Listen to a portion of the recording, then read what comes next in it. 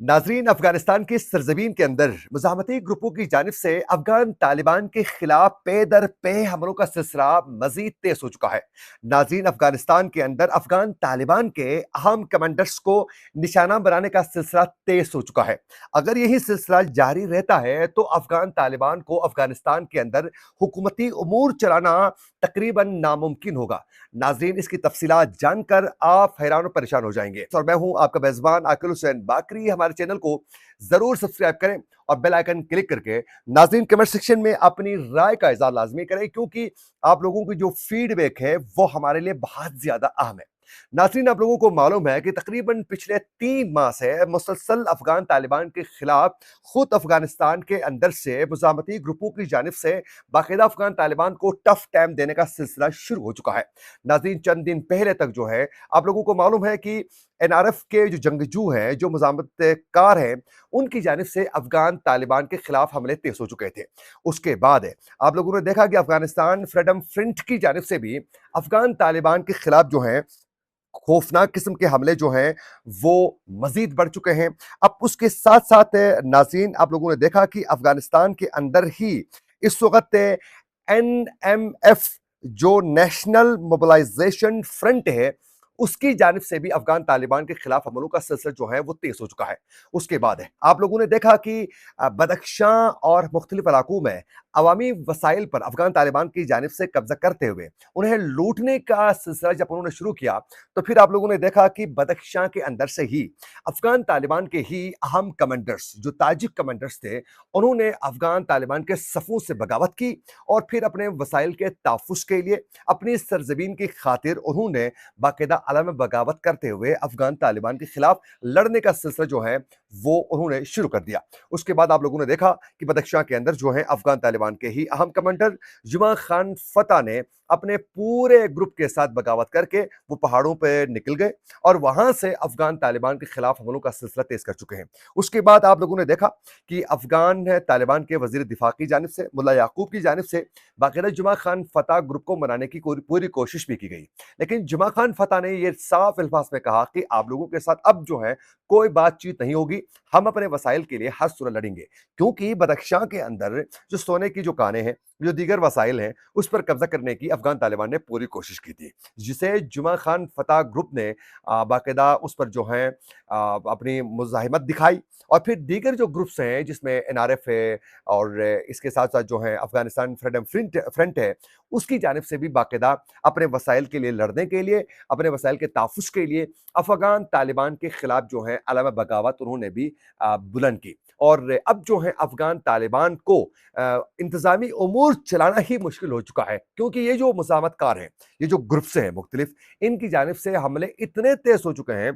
कि अब अफगान तालिबान के जो अहम कमांडर्स हैं नाज़रीन, उनको ही निशाना बनाया जा रहा है। आप लोगों ने देखा कि चंद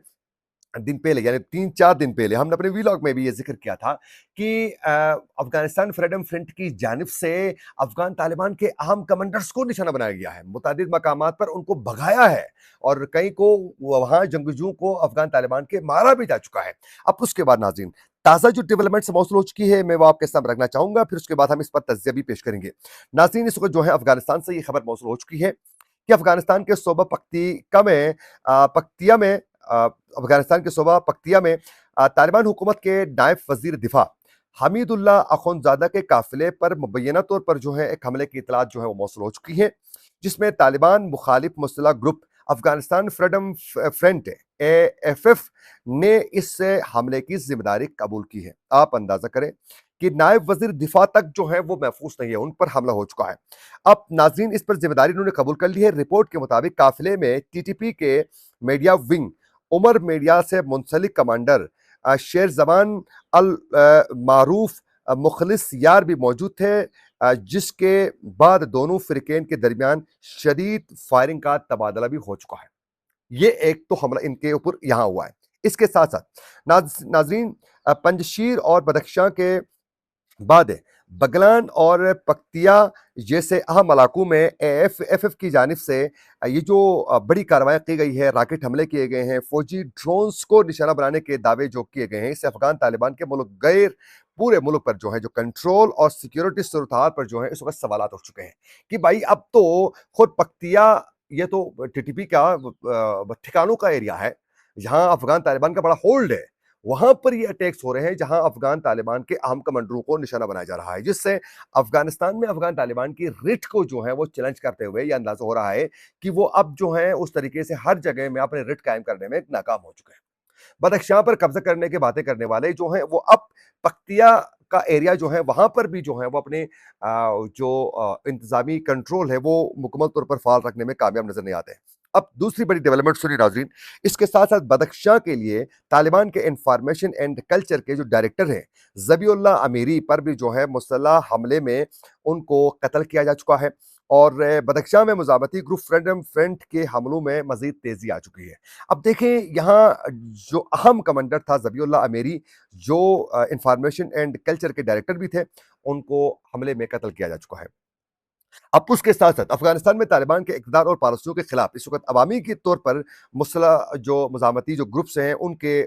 जो मुख्तलिफ़ कार्रवाइयाँ हैं, वो मज़ीद तेज़ हो चुकी हैं। उसका दायरा-ए-कार जो है, वो मज़ीद नाज़रीन वसी हो चुका है।